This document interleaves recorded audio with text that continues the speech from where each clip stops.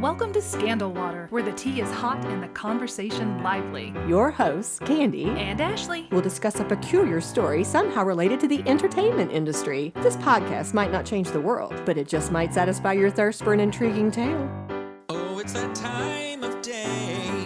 Tune in and hear what the ladies say.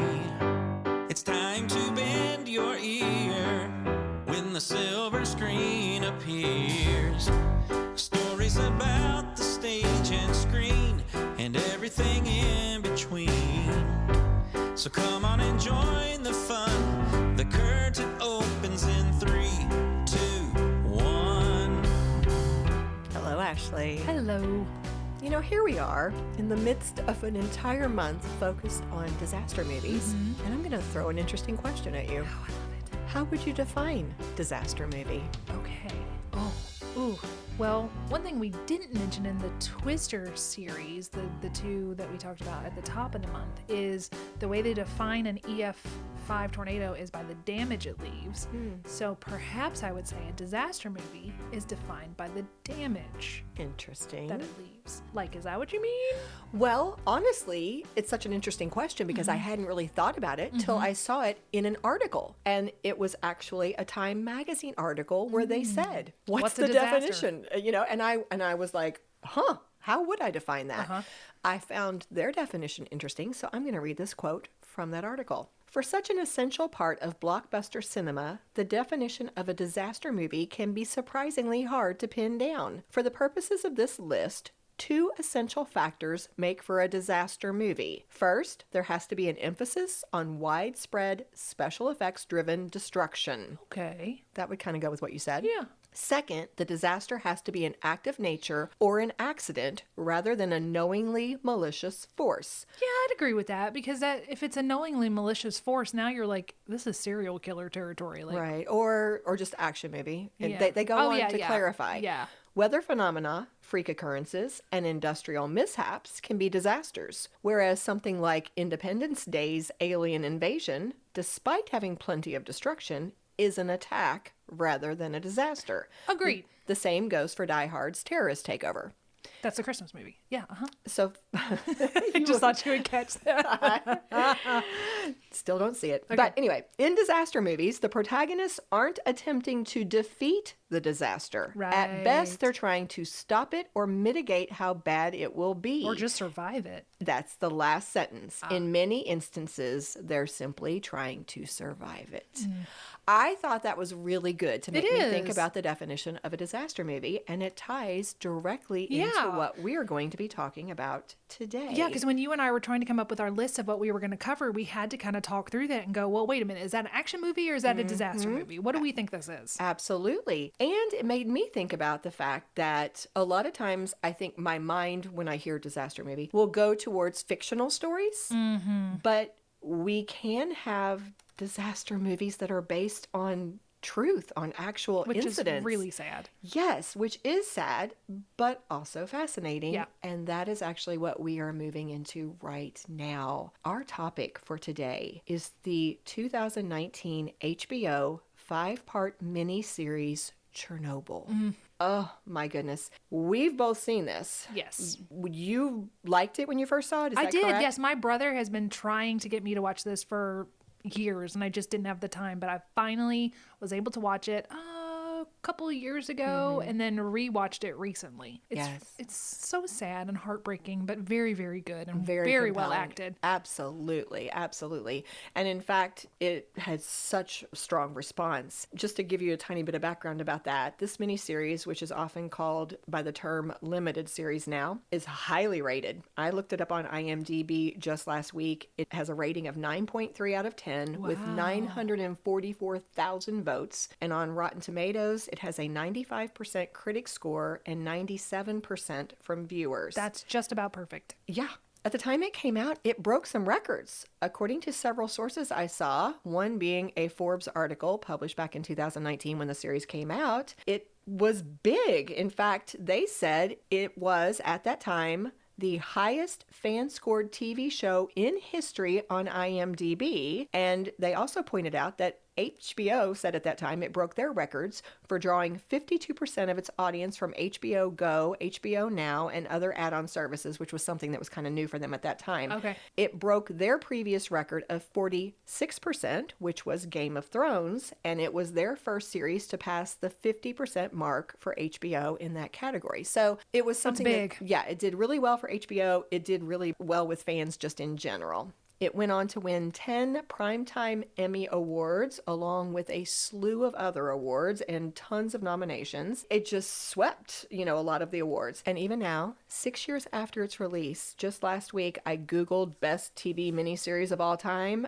and time after time, Chernobyl would appear in the top 5 of those lists. I mean, it's just a really strong production. I watched it when it first came out. Kirk and I watched it together. We found it so compelling when we decided we would do this, which actually Brian was the one who brought it up as a suggestion for a disaster movie. And as soon as you said the term, I was like, yes, we need to do this, because I remember how it affected me. And I said to Kirk, I'm going to rewatch Chernobyl because we're doing an episode on that. He's like, I'm watching it with you. I mean, like he was in. All in. We rewatched the entire thing. It's just so good. In case you are not familiar with the miniseries, or it's been a while since you watched, I found out that HBO has a Chernobyl page that contains a lot of behind-the-scenes info. Didn't they also have a companion podcast? Yes, absolutely. But this particular page has some interviews with key members of the cast and crew, lots of little interesting video clips. I'm about to play a clip for you from their page. It's about 90 seconds long, and you're going to hear from the writer-creator of the show, the director, and a few of the lead actors who are going to just basically overview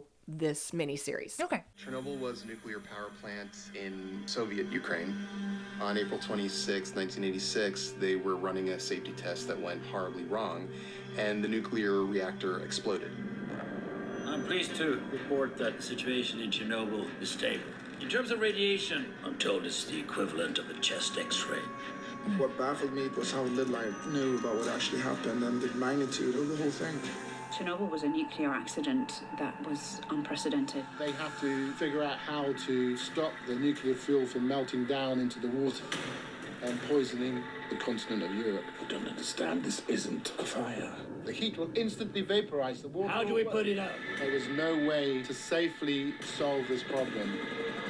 Everything is complex. How can we make the least damage?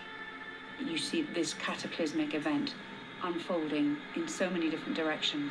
750,000 people helped cleaning this place up. People who worked at the plant, people who were sent to Chernobyl to clean up this impossibly contaminated area, an area that is still off limits today. Their stories are remarkable. I thought that was a pretty good summary of what this show is about. Gives me goosebumps. Yes, so powerful. Ooh, we've said that we watched it. Just to follow that rabbit trail just a tiny bit more, do you remember some of your specific impressions from when you saw it? I just remember being overwhelmed by sadness and frustration, because just like any disaster, there was so many people, like if you would just focus on stop saying everything is fine, because it's not. And let's turn that energy toward actually fixing the situation instead of having to fight to go, this is terrible. Listen to the person who was saying this is terrible and get it cleaned up faster. Or the deception. Yes, the deception. It's my brother wanted me to watch it because at the time my mom and I were researching our play that we were writing about the Radium Girls. That we thought about that. Yeah. So he said, you need to watch this. And I saw so many of the same parallels where these people are being hurt and killed and it's just being covered up. And it's so frustrating, and it never changes, because this is in the 80s and what happened to them was in the 30s, the 20s and the 30s. And it's so disheartening. Yeah. I think what I recalled most from our first watch was the human side of it. I those stories stayed with me when I remembered the couple. They were having a baby. Yes. And of course, I didn't remember all the details, but just those individual stories were some of the things that were still with me 6 years later. Yeah. And then when I rewatched it with Kirk, We were so drawn into it. I'm going to tell you that we watched episode 1 and Kirk said, I want to buy the book. We bought the book that night. I've read part of the book. I have since read so many articles. I've watched the lost tapes. I'm going to come back to all this stuff here in a minute. But what I'm getting ready to tell you is what was meant to be a quick little fast episode turned into something that I'm pretty sure now is going to be a two-parter because there's so much to this and it's so fascinating. It's so tragic, but so fascinating. And in fact, one of the things that hit me was a personal connection. Yeah? Yeah. I remembered, I have this friend, a lovely friend named Abbey. We taught together at the same school for several years. She is wonderful. She's an adventurer. She does a lot of travel. She decided she was going to teach internationally. So for a time, she taught in Kiev. Oh. And all of a sudden, I remembered her telling me that she wanted to visit Chernobyl while she was there. Are you allowed to? You are. What? So I contacted Abbey and I said, Abbey, did you make it to Chernobyl? And she shared with me that one weekend she and some friends drove there hoping to tour and then realized when they got there it was locked up. There were guards outside. She found out you can only visit if you have a tour guide, which has to be scheduled in advance. So they never made it past the gates. They were turned away. But Abbey went on to say some of her friends did get to go. Oh. She has sent me... How is that not dangerous? Well, we're going to talk about all of this in this episode. Okay. Yes, but she sent me some photos. Ooh. One of her friends sent her from when he visited. So we will put some of those in the show notes because we've been given permission. And then she has another friend, Allie Hamilton, who was kind enough to send just a few impressions from her visit. Oh, wow. Allie, you want to talk about a world traveler? She sent me her responses from the plane where she had just landed in South Africa. Oh, my goodness. I mean, so these women are living life, I'm telling you. And we're talking about it. But here's the thing. Allie agreed, you could only visit with a guide leading you. So she and some friends, when they went to visit, they had set this up. They had this tour guide who was going to take them. I don't know if it was just their group or if anyone else was involved, but she said there was strict security in place. And as a safety precaution, visitors had to be tested for radiation at the start and finish of the tour. She said that she and her friends had to go through machines to be checked, and they had that to... if they were what does it mean? If you're radiated, you can't come in, or we got to check your levels before you enter. Probably more to monitor what's yeah. She said they had to remain covered. I did not, because again she's on a plane. I did not have a chance to follow up, but I'm assuming some type of protective wear is what I'm guessing. When the doctor gives you an X-ray, the thing that they wear, maybe probably something And she said they had to carry what she referred to as gig meters to measure the radiation levels around them throughout the entire tour. Yeah. Interesting. Yes. So that's some people have taken those above the graves of the radium workers and they still go off. They still go off. Yeah. Ugh. Well, I asked what stood out to her from her in-person visit, and here is a quote. This is what she wrote. It felt like time stood still in Chernobyl. You could see the school building, an amusement park that still had remnants of toys and rides. It was like stepping back in time. And you can see this from the pictures the other friend had sent. You will walk into a room and it will look like somebody just stood up and walked out. You'll see dolls left. Yeah. Because these people thought they were going to come back. They did. They had no idea that they were never coming back to live in that place ever again. The other thing that Allie said she was surprised to learn as she took the tour was that some people do live there.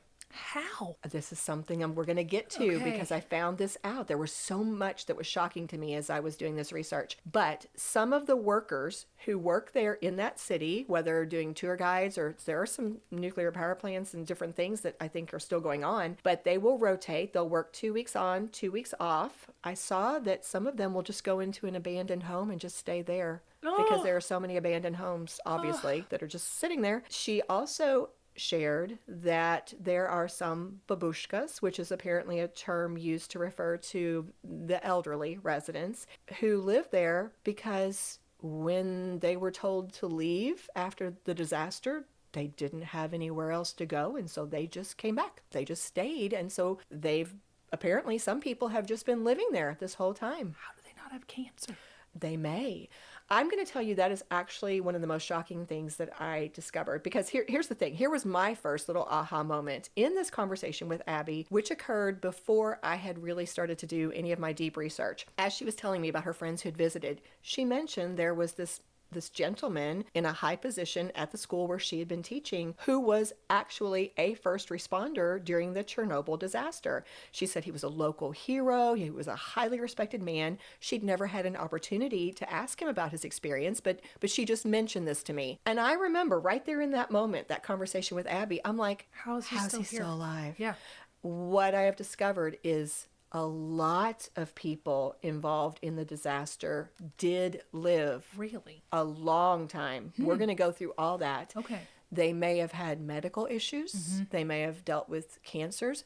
But I think my impression of how quickly it affected people and how widespread was off. Okay. I think I was very off in the way I envisioned it. So we'll go through all that. But a big thank you before we go on to Abbey and Allie. Thank you so much. I appreciate your sending those personal insights because they just add so much to really this. do. So I told you I got sucked into this. I love it. No, I love it. I'm so excited, so interested. So before I move on, I told you I did a lot of research. So let me give some credit to some of these sources. Sure. They are amazing. The book that Kirk and I bought, we're both reading it, is Midnight in Chernobyl, The Untold Story of the World's Greatest Nuclear Disaster. It's by journalist Adam Higginbotham, and it was published in 2019. A lot of acclaim, like a New York Times Best Book of the Year, Times Best Book of the Year, etc. So good book. So far, super technical. Did you get 2 copies or just the one? Okay, here's what's funny. We bought a paperback copy, and then Sherry, my sister, shares with me some of the books that she purchases online. She had already bought the book. Aww. So I'm reading it online, and he's got the paperback copy, yes. But that particular book draws on hundreds of hours of interviews and letters and memoirs and documents, declassified archives, all kinds of stuff. So lots of first-person accounts through this. As I said, the beginning part, very, very technical about how nuclear power plants work and all the technicalities, which Candy does not absorb. But right. Could you skip that and just go to the personal accounts, or do you need to kind of wade through the technical stuff? I do wade through it, but I don't worry about processing it. I'm just kind of like, oh, okay. And I just kind of keep going. Okay. But between the book, I've only gotten maybe 20% into it because it's a big old book. Yeah. But between that, all the articles I've read, because there have been a lot of articles, and then there is an HBO documentary called Chernobyl, The Lost Tapes that came out in 2022. Fascinating. Okay. I am convinced that the creator of this and the writer-director, Craig Mazin, I'm convinced that he either saw this documentary as part of his research, or maybe all of these loose videos and tapes and things had not yet been compiled into a documentary, but he had access to them anyway, because so many of the stories that are told by the people who lived through it made it into the miniseries. Made it. And because you're watching the tapes, there would be scenes where they would show what happened in real time, and I would be like, that is exactly how the scene looks then in they the had miniseries. to have used it. Absolutely. But the authenticity, amazing. Chills. Like I'm literally getting goosebumps right now.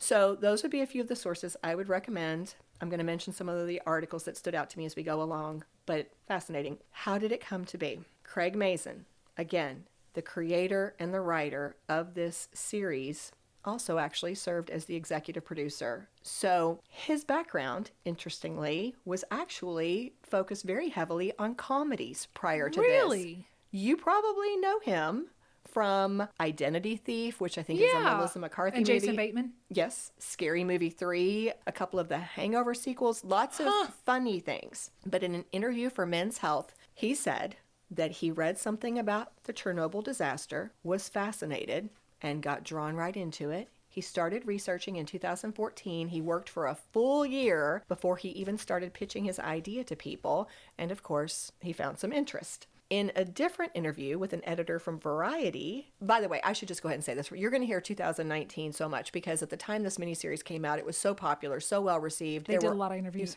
interview after interview. So almost all of this is going to be dated 2019. But he shared that one of his biggest goals was to show the human side of the tragedy. I'm glad he did that. He said he specifically tried not to make it a traditional disaster movie. For example, he said instead of building up to this climactic explosion of the nuclear power plant, he said it was almost like this really subtle thing that just kind of happened towards the beginning. And then he went right into these people and their response because he was about the human factor. Yeah. He also said that he felt compelled to be as accurate as possible. His research was unbelievable. They made a list in this Men's Health article. It was books, tapes, documentaries, government documents, first-person accounts, power plant blueprints, went to professors of nuclear physics, talked to military advisors. Sounds like he really was called to do this project. Oh, he was all over it. And he would bring in people to work on the team with him who were also focused on getting the details right. Like the costumer, the people who would work on the props, they would try to make them as authentic as possible. Craig said, quote, "That was our thing, to show respect to the people that went through Chernobyl by getting the details of their life right. It was a question of respect for us." I love that. Yeah. So he would even get people who lived in that area during that time period to read the script. They would give input. That dialogue doesn't sound realistic. No, that's not an action that person would have done. It would have been more like this if you were waking up in the morning and having your breakfast or,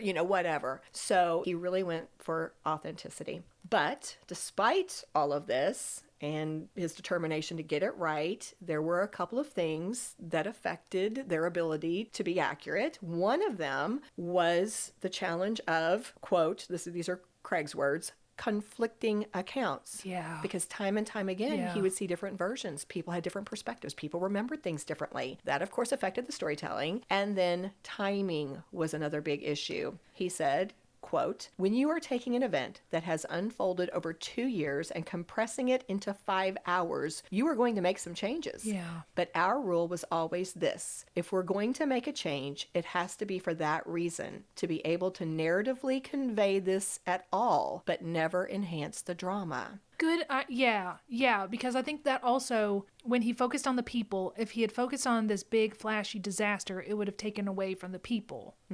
And I like that. I like that way of thinking. Yeah, and I think he's referring to this idea, this concept that you and I have talked about several times over the course of our almost 200 episodes now, narrative economy. When you are basing something on truth, there are times when you have to take some license, but a lot of times you have to decide, if I only have 5 hours to tell a story that ought to be about 40, how can I economize? How do I have to synthesize this down or cut this down? Or what do I choose to leave out? What do I choose to do in order to be able to tell this in a tight, concise, short way? And so we're going to talk about that. As we go through this episode, we're going to talk about some of the places where choices were made to change things for narrative economy. We're going to talk about some of the survivors who lived through it, who would come back in and say, well, here's what they did right and here's what they got wrong. Oh. So we're going to hit on some of that stuff. Okay. Yeah. Well, I think that probably actually would be a good place for us to take a break because we've kind of set the scene. But when we come back, we are going to start digging in.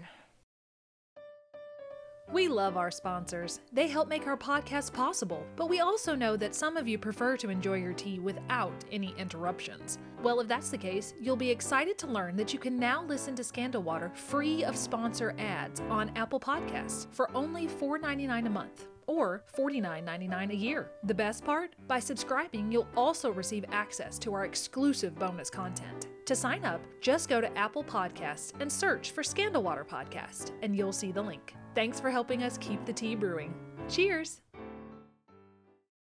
And we are back. So this show is so big. I feel like we won't really be able to talk about it well and what's truth versus fictionalized if I don't introduce you to the key characters and give a brief overview of the individual episodes. Right, you're facing the original guy was trying to take hundreds of hours into 5, and now you're trying to take 5 hours and put it into 90 to 2. So it's a lot. It is a lot. And I think also that when I get to the part where I quickly overview the episodes, it's going to bring back a lot of memories for you if you haven't seen it in a while, and you may want to weigh in on a couple of things that strike you here and there. Okay. Because it's going to bring up some thoughts. thoughts. But first, the cast. It is such a big cast. I'm only going to touch on a couple of the key players. I'm really doing a disservice to the others. Apologies to those actors because they were all amazing. This was some great acting, but I'm only going to talk about 4 of them, okay? Here's the deal. When the Chernobyl disaster occurs, they need a higher up within the party who is in charge of overseeing the process of trying to deal with it. That man, in reality,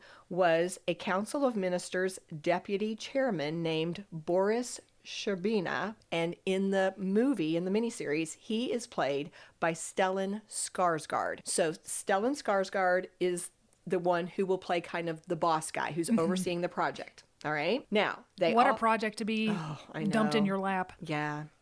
Well, they also needed a scientist who would head up the efforts to contain this nuclear accident. Right. Okay. Now, what they don't tell you when you do your research, you realize that there were actually like 6 different committees, and the scientist was in charge of one of them. Yeah. But in the movie, it seems as though this kind of like, it's just them, right? But in reality, it was a much bigger project, right? But this fella in real life is Valery Legazov. And in the movie, he is played by Jared Harris, who some people may recognize from The Crown, if you've ever seen that. Oh.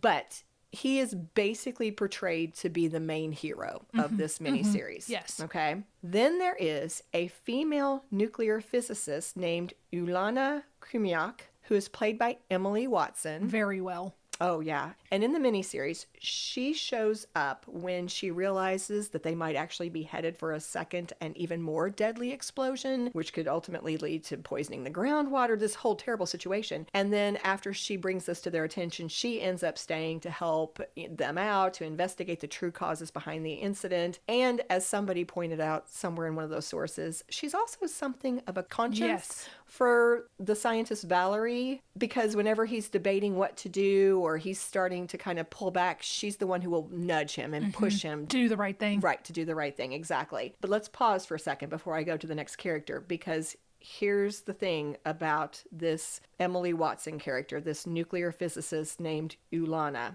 We said there has to be narrative economy. Yeah. This is an example of that. Yeah. In reality, there was no female character, Ulana Krymiak. They created her for this miniseries, and here is a clip from that HBO Chernobyl page where they explain that decision. And why. Yes. This is actually about 2 minutes long. Ulana Krymiak is not a real person. She's an invented character, an amalgam of the scientists at the time in the Soviet Union who worked together. I'm here about Chernobyl. One of the challenges of creating any kind of historical fiction is compressing the amount of people involved. I needed a character to represent the hundreds of scientists who came together to try and figure out how to stop Chernobyl from getting worse, to clean it up, and then to determine how it happened in the first place. Smothering the core will put the fire out, but you've made a mistake. These were scientists that understood that they were trying to solve a mystery in a system that did not want them to solve the mystery. They were put on trial. Scientists involved in this were threatened, their families were threatened, and yet they did it anyway. Because I think they understood as scientists that the truth was no longer something that could be hidden away, that it was now too late. I prefer my opinion to yours. Before you were deputy secretary, you worked in a shoe factory. I thought that was a really great explanation. Overview. Yes, that was something, again, that took me by surprise, because narrative economy. When you watch this miniseries, you are very focused in on these 3 lead characters who seem like it's this little team of them who are leading everything else, trying to deal with this disaster. In reality, you start looking at photos, you will see pictures of a room filled with scientists, a bus filled with scientists who are driving in that day to deal with the cleanup. Yeah, that makes sense, because that would take a lot of people to try. If you had 3 people trying to handle this huge event, that would be a lot for them. Right. Totally unrealistic. But when you're retelling it, it is easier so you don't get confused with all the characters. Who's this? Who's that? Just collapse them all into one. Yes. And the male scientist, Valerie, to make this easier to follow, I'm trying to just use first names because it gets a little confusing, I think, if I use their full names every time. So Valerie is that male scientist played by Jared Harris. He is also given credit in the miniseries for some things that were done by other scientists. He's not this composite character, but I think sometimes they have to credit it to somebody, so his character might do it or say it. Right. Yes. Now that we've gone through those three... I thought they would be your three, but I'm curious who your fourth is. The person who basically comes out as the villain of the story. Oh. Yeah, because we need to talk about him. Okay. If you have to identify a villain, it would have to be a man named Anatoly Dyatlov, played by Paul Ritter in the miniseries.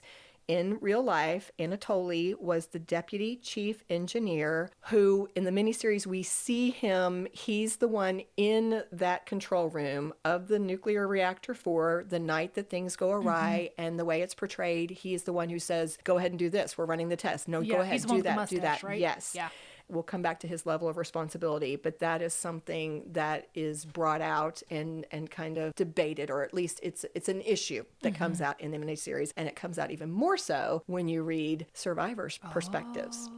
Yes. But we were talking about casting. Yes. Here's what Craig said about trying to cast his lead actors. Quote, the casting process was that I wrote it for Emily Watson, and she said yes. Wow. The same casting process for Legasov. I wrote it for Jared Harris, and he said yes. Wow. And then I wrote Boris Sherbina for Stellan Skarsgård, and he said yes. What a thing. This will never happen again to me in my life. Yes, absolutely. Isn't that amazing? That is amazing. They asked him about his characters and the fact that some of these people who are heroic in his series aren't always likable. Like, they don't always do the right things. They don't always have the best backgrounds or That whatever. means they're human. He said that. He said he liked, that they're more realistic. He said he prefers the word disagreeable.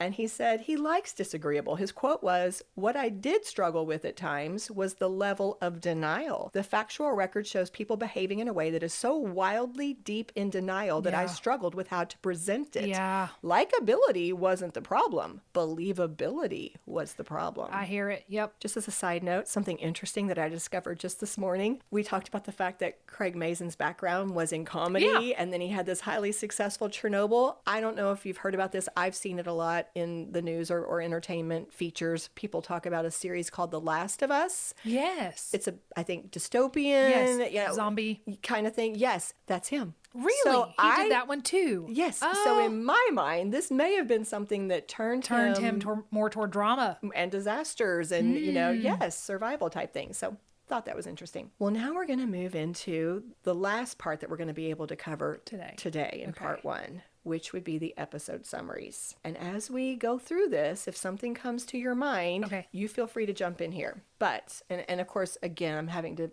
simplify greatly in order to do this in a quick way. And we appreciate it. Thank you. So in episode 1, we meet firefighter Vasily and his wife Ludmila, who is concerned when he gets called in to deal with this fire at nuclear reactor 4. And we watch as the firefighters are battling the flames on the outside of this building, and the plant workers are in a frenzy working on the inside to deal with the aftermath of this explosion. For the people who have direct contact with radioactive material or get close to the core, we also see in this episode how the radiation is starting to affect them in very rapid, horrible, and realistic ways. They show this. Kudos to them for doing it, I think, in a way that's realistic. Yeah. And then meanwhile, we start to see the leaders come together to discuss how they are going to deal with this incident, which initially involves a lot of denying and downplaying. That's what I was saying. It's just like, stop, deal with it.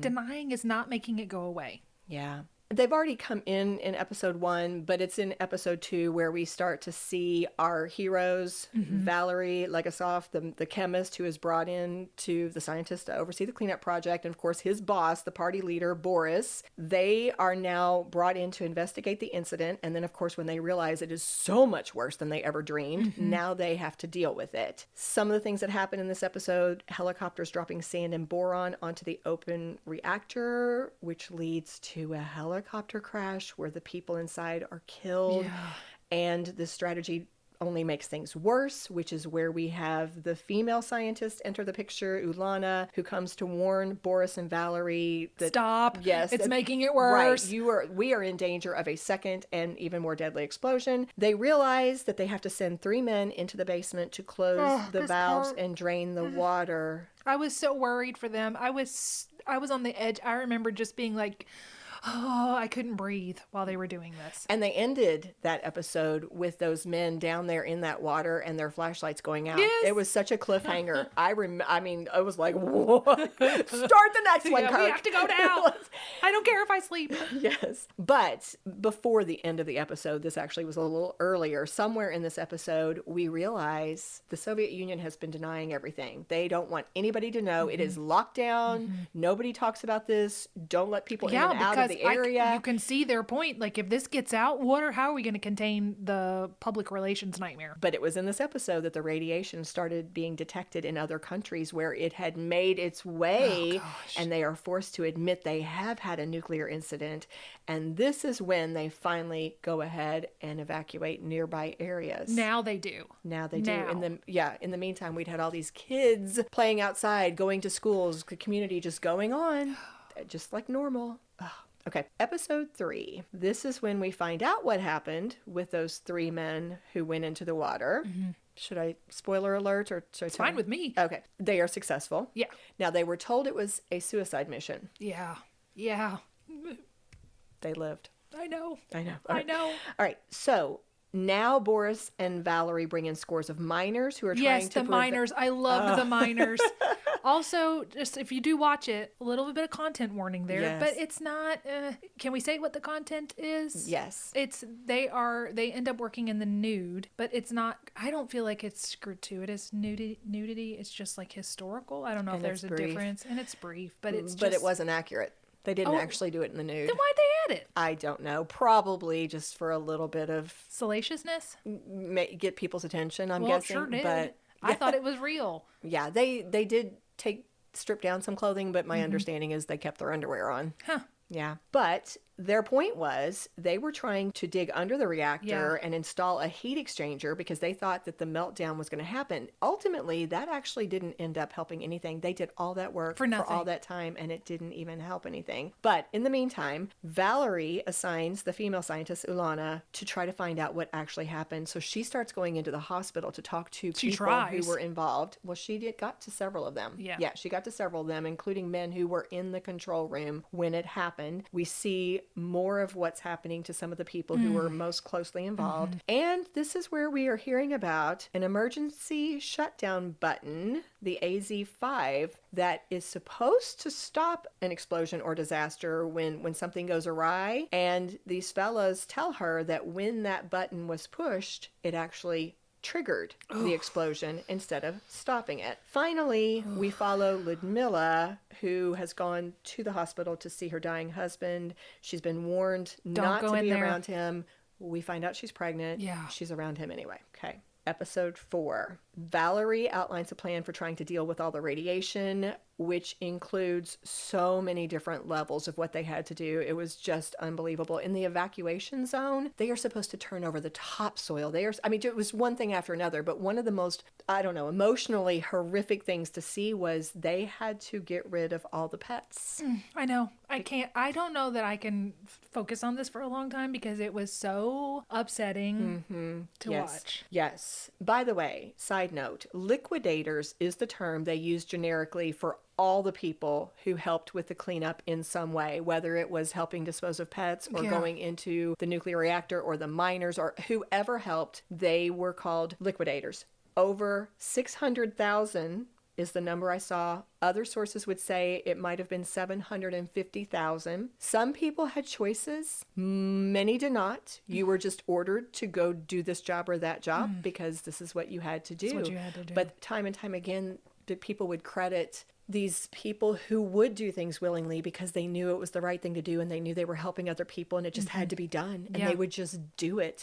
That's the scene, it's the miners, right, where they talk about it and they said you can be ordered to do this or you can volunteer. We need this amount of people to volunteer, and they just stood up and did it, and you're just like, oh, these people are such heroes. At this point they know that they could die doing this. They know that they've been told, yes, that there's medical harm, that their health is in danger. Yeah, absolutely. It was, Kirk and I talked about that as one of the things that is so, I don't know, it's so touching and powerful, is to think about all the people who did make sacrifices for the greater good. Yeah. Well, in the meantime, they've realized that there's all this radioactive debris on top of the reactor on the rooftop, and they need to somehow contain and close up this core. So they need to get the debris off the roof. They need to like somehow close this all up. So they try to use robots and lunar devices to remove the radioactive debris from that rooftop, but it fails because it shorts out. It malfunctions because of the radioactive levels that are up there. So they bring in something like 4,000 liquidators who 2 rotate. minutes, right? It was 90 seconds. 90 seconds. Stints of cleaning off that debris using just their bodies and shovels. In fact, this was in the lost tapes as well as in the miniseries. They refer to these men, because they were men, as biorobots. Oh gosh. I thought from the miniseries that it seemed like you take your 190-second stint and you're done. But watching the lost tapes, it seemed like these men would just rotate their 90 seconds, and they did it for days upon days. It might have been weeks upon weeks. I'm not sure. But it was not just like one 90-second deal. Okay, moving back. Boris, Valerie, and Ulana realized there was a design flaw with the emergency shutdown button, which is the same button that is being used at other operating nuclear power plants. So this could happen again. Exactly. And they also realized the state knew about this, had done nothing, had not told the people working at the plant so that they could deal with it. So this is where Ulana is trying to push Valerie, you've got to go public with this information. But of course, there's real fear of what the state would do to him. So the decision he makes, I think, is, you know what, I'm going to see if I can just get the KGB to quietly fix these reactors, put some pressure on them, and not risk my life. Yeah, exactly. And then meanwhile, back to Ludmilla, we learn how the radiation has affected her. And then in the last episode, it's really focused a lot on the trial, because it would appear from the miniseries that they put the 3 Chernobyl leaders who we see... Our 3 heroes? No. The 3 leaders who were overseeing the power plant. The one fella who's kind of the deputy in charge of it, the guy who is portrayed kind of as a villain, Anatoly Dyatlov, and then the other fella who was over Anatoly. Okay. It looks as though they're the 3 who were put on trial. In reality, there were 6 men who were put on trial. Okay. But as the trial unfolds, this is where they also do flashback sequences. They are using Ulana's testimony from the men she was able to talk to as she did those interviews. And so as eyewitness accounts. Exactly. So they use those to give us flashback sequences so we can see what actually went happened. Down. Yeah. And this is where Valerie makes his decision as to whether or not he's going to speak the truth. And then, of course, we see how the show ends. One thing that is interesting is they do give us some real photos and captions to fill us in on a few things that happened after the trial. So I'm not giving you any spoilers. I kind of held back details of some of the things that occurred. But there's the brief overview. Whew, anything you want to comment on about all that? It just makes me sad. It just really, it's so devastating that all of these, but also you see the heroism potential within humans.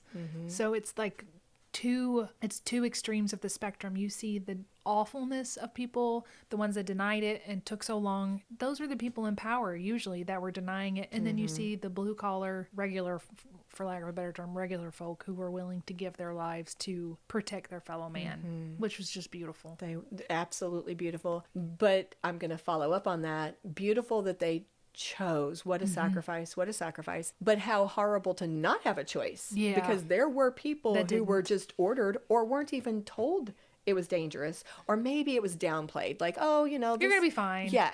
And still sent into a place where the terrible consequences for some people, the people who had up close interactions with this core or the radioactive material, horrible. The people on the bridge. Horrible effects. We'll talk about the bridge. Okay. Yeah. So in part 2, what we'll focus on will be some of the survivor accounts of accuracy versus fictionalized pieces of the miniseries. We will also go into what happened as a result of this disaster. Okay. Yeah. So there's a lot coming in part 2 that's going to be fascinating.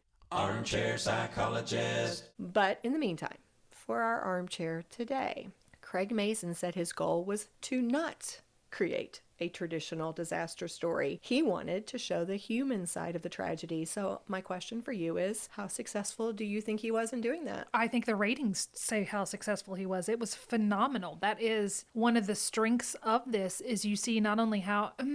like when we talked about Twisters early on, it's a disaster that's happened to real people, but they kind of glamorized it a little bit and they made it more about the people who are trying to fix the situation, and, you know, tragedies happen to them, but it was more surface level. It just didn't feel like the same impact as... The same emotional punch. Yeah, the same emotional punch as this series. It just is devastating. Yes. I mean, our two lead heroines in the Twister movies, they went through some tough stuff, but they came out of it. You know, by the end of it, they came out of it. Some of these people, they didn't come out of it.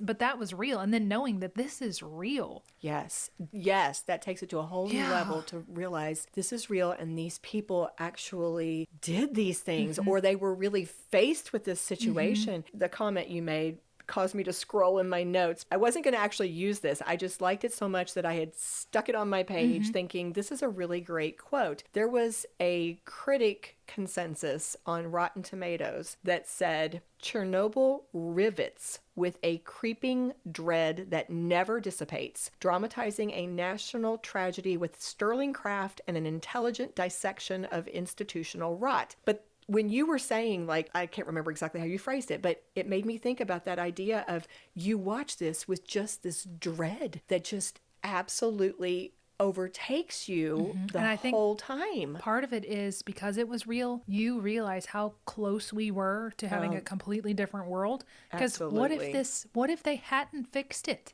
Yes. I was 6 years old when this happened. My life and the life of lots of people, they said the water in the whole continent of Europe, right? Isn't that what they said? Yes, that's what they said. Could have been different. It could have been a completely different world that we could have grown up in. And it makes you think about situations that are happening even today. That could happen. Yes. I mean, this is very relevant for... I mean, what if a tornado hits a nuclear power plant? What do they do about that? Which is actually something they bring up. The whole point of their safety test was... they needed to know that if something like a natural disaster or a terrorist attack or something, if it were to take their power plant offline, how could they fill the gap? Their whole safety test was designed to check to make sure that their nuclear power plant had a way, they had a little system they had designed where it could kind of override that little gap and keep the power plant going so that there would not be a meltdown. That's the whole point of their safety test. Yeah. And then their safety test ends up leading to this. Yeah, it's what caused it. Yeah. Oh, terrifying. Woo. Well, that's the end of part 1. A lot coming in part 2, so make sure you join us next week. If you are actually a member on Buy Me a Coffee or Patreon, you can access the part 2 right now, as a matter of fact. That's one of the perks that we try to give to our If Ashley's to on our her supporters. game, you can. So there's something to bear in mind. But in the meantime, I would like to cheers Craig Mazin. Yeah. For the work he did in bringing this to our attention. It's such a compelling story. And one thing that many people talk about, even people who are not necessarily fans of the show, they will still say that they appreciate the attention it has brought to this historical thing that is still important for us to talk about and to learn lessons from. Agreed. Yeah. So cheers to you, Craig Mazin. Cheers. If you love what we do, please rate and review our show or become a supporter through Buy Me a Coffee or Patreon. Whether a single gift or recurring monthly donation, your support is what allows us to keep the tea brewing. Subscribe on your favorite podcast app or the Scandal Water Podcast YouTube channel, and follow us on Facebook, Instagram, and TikTok. Show notes are available at our website, scandalwaterpodcast.com, where you can also access the merch store and more. This episode was executive produced by Candy Thomas, that's me, and Ashley Raymer Brown, that's me. It was researched and written by Candy Thomas and edited by Ashley Raymer Brown. A special thank you to Josh Martin, who wrote, composed, and performed the Scandal Water theme and other music. Matt C. Adams, who created the artwork, and Joshua Reeve, who designed our website and provides ongoing technical support. As a reminder, this podcast is purely for entertainment purposes. The thoughts and opinions of the host during each episode of Scandal Water are their own and do not reflect the opinions of any future guests, advertisers, or clearly professional psychologists. Thanks for listening.